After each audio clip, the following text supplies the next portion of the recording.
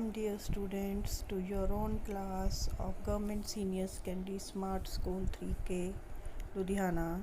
In today's class, we will do a poem, Mother's Day, written by Shiv K. Kumar. Shiv K. Kumar was born in Lahore in 1921. He had his education in different institutions in Lahore.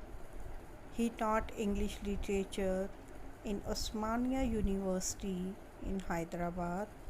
He retired as the Vice Chancellor of the University of Hyderabad. His poems and short stories have appeared in several newspapers, journals, and have been translated in various languages. In 2001, he was awarded Padma Bhushan for his contribution to literature. So now let's start poem Mother's Day. We do it differently in this dark continent, not just once a year. A string of spurious verses ensconced in a bouquet shaped like a Chinese house of dreams. ਇਸ poem ਦੇ ਵਿੱਚ ਇਸ ਸਟੈਂਜ਼ਾ 'ਚ poet ਨੇ West ਔਰ East ਦਾ comparison ਕੀਤਾ ਹੈ. He is telling us that we do it differently. ਅਸੀਂ ਇਸ ਨੂੰ ਅਲੱਗ ਤਰੀਕੇ ਨਾਲ ਕਰਦੇ ਹਾਂ. ਕਿਸ ਨੂੰ? ਮਦਰਸ ਡੇ ਨੂੰ ਅਸੀਂ ਅਲੱਗ ਤਰੀਕੇ ਨਾਲ ਸੈਲੀਬ੍ਰੇਟ ਕਰਦੇ ਹਾਂ. Because in the west mother's day is celebrated once a year. ਕਿਉਂਕਿ ਪੱਛਮ ਦੇ ਵਿੱਚ ਮਦਰਸ ਡੇ ਸਾਲ 'ਚ ਇੱਕ ਵਾਰ ਮਨਾਇਆ ਜਾਂਦਾ ਹੈ. And it is celebrated in the month of May on second Sunday. ਮਈ ਮਹੀਨੇ ਦੇ ਦੂਜੇ ਇਤਵਾਰ ਨੂੰ ਇਹ ਦਿਨ ਮਨਾਇਆ ਜਾਂਦਾ ਹੈ.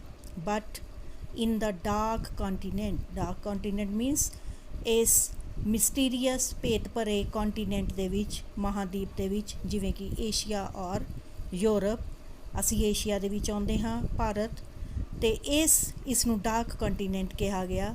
ਇੱਥੇ ਅਸੀਂ ਇਹਨੂੰ ਡਿਫਰੈਂਟਲੀ ਸੈਲੀਬ੍ਰੇਟ ਕਰਦੇ ਹਾਂ.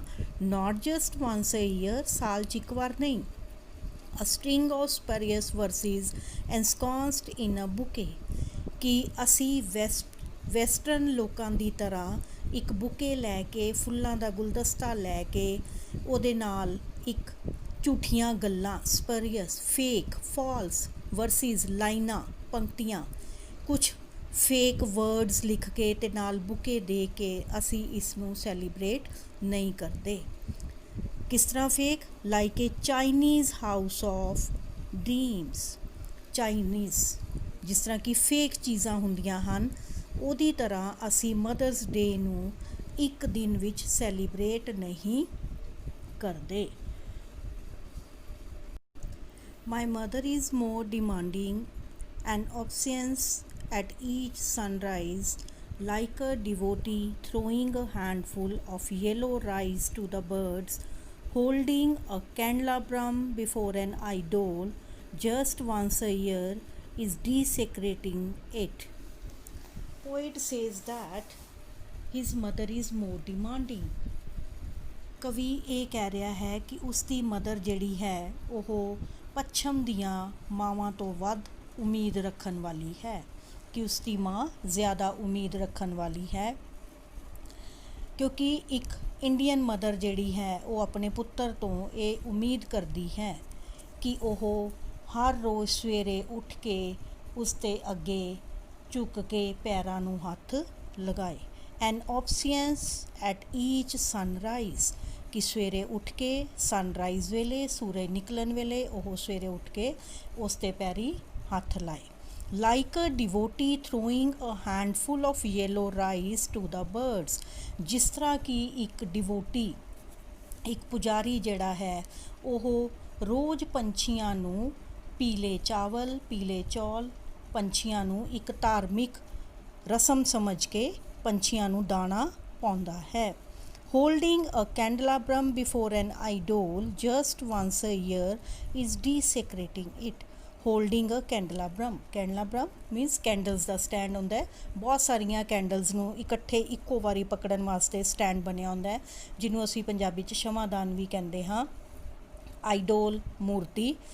ਕਿ ਮੂਰਤੀ ਦੇ ਸਾਹਮਣੇ ਕੈਂਡਲਸ ਨੂੰ ਪਕੜਨਾ ਵੰਸ ਅ ਈਅਰ, ਸਾਲ 'ਚ ਇੱਕ ਵਾਰ ਜੇ ਅਸੀਂ ਮੂਰਤੀ ਪੂਜਾ ਕਰਨੀ ਹੈ ਤਾਂ ਸਾਲ ਦੇ ਵਿੱਚ ਜੇ ਇੱਕ ਵਾਰ ਅਸੀਂ ਅਗਰਬੱਤੀਆਂ ਨਾਲ ਜਾਂ ਮੋਮਬੱਤੀਆਂ ਦੇ ਨਾਲ ਦੇਵੀ ਦੀ ਪੂਜਾ ਕਰਦੇ ਹਾਂ ਤਾਂ ਇਹ ਇੱਕ ਦਿਨ ਜਿਹੜਾ ਹੈ ਉਹ ਦੇਵੀ ਜਾਂ ਦੇਵਤਾ ਦਾ ਅਪਮਾਨ ਕਰਨ ਵਾਲੀ ਗੱਲ ਹੈ। ਸੋ ਦੇਵੀ ਜਾਂ ਦੇਵਤਾ ਦੀ ਪੂਜਾ ਅਸੀਂ ਹਰ ਰੋਜ਼ ਕਰਦੇ ਹਾਂ ਅਤੇ ਇੱਕ ਦਿਨ ਇਸੇ ਤਰ੍ਹਾਂ ਹੀ ਜੇ ਅਸੀਂ ਇੱਕ ਸਿੰਗਲ ਡੇ ਮਦਰ ਦੇ ਲਈ ਰੱਖਦੇ ਹਾਂ ਤਾਂ ਇਹ ਇੱਕ ਕਿਸਮ ਦਾ ਮਦਰ ਦਾ ਅਪਮਾਨ ਕਰਨ ਦੇ ਬਰਾਬਰ ਹੈ। ਸੋ ਇਸ ਤਰ੍ਹਾਂ ਕਿ ਅਸੀਂ ਡੇਲੀ ਹਰ ਰੋਜ਼ ਮਦਰਸ ਡੇ ਸੈਲੀਬ੍ਰੇਟ ਕਰਦੇ ਹਾਂ, ਇਹ ਸਾਡਾ ਰਸਮ ਹੈ, ਇਹ ਸਾਡਾ ਰਿਵਾਜ ਹੈ। ਕਿਸ ਤਰ੍ਹਾਂ ਕਿ ਸਵੇਰੇ ਉੱਠ ਕੇ ਮਦਰਸ ਦੇ ਪੈਰ ਛੂਹਣੇ, ਇਹ ਸਾਡੇ ਲਈ ਹਰ ਰੋਜ਼ ਮਦਰਸ ਡੇ ਦੇ ਬਰਾਬਰ ਹੈ। So poet wants to say that in India it is celebrated daily in the form of respect that is shown by a son to his mother. Whenever I see a caterpillar slouching towards a pansy's eye or hear ancestral voices in a wind's howl, invoke my deity sometimes twice a day. Now poet says that whenever he sees a caterpillar or an insect moving towards the top of a violet flower, then the word mother comes to his lips. Poet ਇਹ ਕਹਿ ਰਿਹਾ ਹੈ ਕਿ ਜਦੋਂ ਵੀ ਉਹ ਇੱਕ caterpillar ਰਿੰਗਣ ਵਾਲਾ ਇੱਕ ਕੀੜਾ, ਅਸੀਂ ਜਿਹਨੂੰ ਸੁੰਡੀ ਵੀ ਕਹਿ ਸਕਦੇ ਹਾਂ, ਜਦੋਂ ਇਹ ਰਿੰਗਦਾ ਹੋਇਆ ਸਲਾਊਚਿੰਗ ਮਾੜੇ ਜਿਹੇ ਭੈੜੇ ਜਿਹੇ ਤਰੀਕੇ ਨਾਲ ਰਿੰਗਦਾ ਹੋਇਆ ਜਦੋਂ ਇਹ ਅੱਗੇ ਨੂੰ ਜਾਂਦਾ ਹੈ ਕਿਹਦੇ ਵੱਲ, towards a pansies eye. Pansy that is the name of a plant with flower, ਫੁੱਲਾਂ ਵਾਲੇ ਇੱਕ ਪੌਦੇ ਦਾ ਨਾਮ ਹੈ। ਪੈਨਜ਼ੀ ਦੀ ਅੱਖ ਵੱਲ ਯਾਨੀ ਫੁੱਲ ਦੇ ਵੱਲ ਜਾਂਦਾ ਹੈ। Or hear ancestral voices in a wind's ਹਾਊਲ।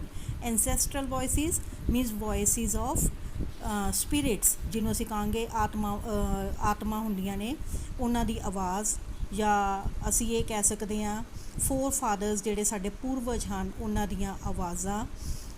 Winds ਹਾਊਲ means ਹਵਾ ਦੀਆਂ ਉੱਚੀਆਂ ਚੀਕਾਂ, ਜਦੋਂ ਹਵਾ ਚੱਲਦੀ ਹੈ ਤਾਂ ਸਾਂ ਦੀ ਆਵਾਜ਼ ਆਉਂਦੀ ਹੈ। Invoke means to call upon for help, ਜਗਾਉਣਾ, ਸਹਾਇਤਾ ਲਈ ਬੇਨਤੀ ਕਰਨਾ। ਡਾਇਟੀ ਮੀਨਸ ਗॉड ਜਾਂ ਗॉडेस, ਦੇਵੀ। Sometimes twice a day, twice means ਦੋ ਵਾਰ।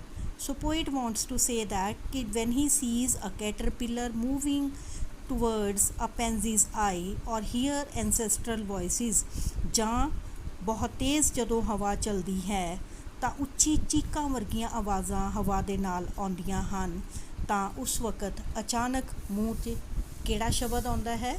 ਮਾਂ ਸ਼ਬਦ ਯਾਦ ਆਉਂਦਾ ਹੈ। So poet says that in the West a single day is dedicated to the mother.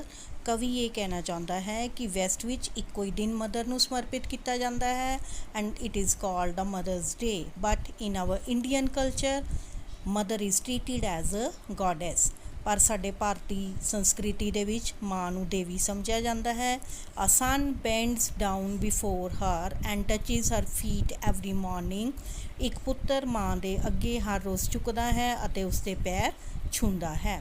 And this is like worshipping a god or goddess with candles or incense in a candelabrum. ਕਿ ਇਹ ਕਿਸ ਤਰ੍ਹਾਂ ਹੈ ਕਿ ਜਿੱਦਾਂ ਅਸੀਂ ਕਿਸੇ ਦੇਵੀ ਦੀ ਪੂਜਾ ਕਰਦੇ ਹਾਂ ਉਸ ਤਰੀਕੇ ਦੇ ਬਰਾਬਰ ਹੈ। Mother is also seen as a protector. Mother ਨੂੰ ਪ੍ਰੋਟੈਕਟਰ ਵੀ ਸਮਝਿਆ ਜਾਂਦਾ ਹੈ।